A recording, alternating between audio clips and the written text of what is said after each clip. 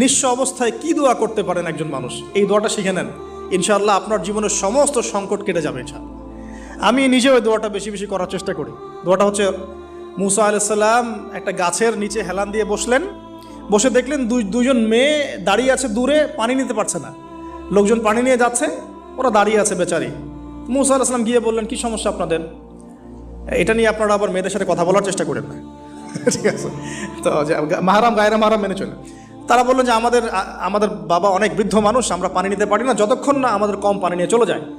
মুসা আলাইহিস সালাম তো একটু বললাম না, ফিজিক্যালি খুব স্ট্রং ছিলেন, থাকে না বডি বিল্ডার, সামনে গিয়ে কথা বলে সরো পানি নিতে দাও, তখন মানুষ একটু মূল্যায়ন করে না।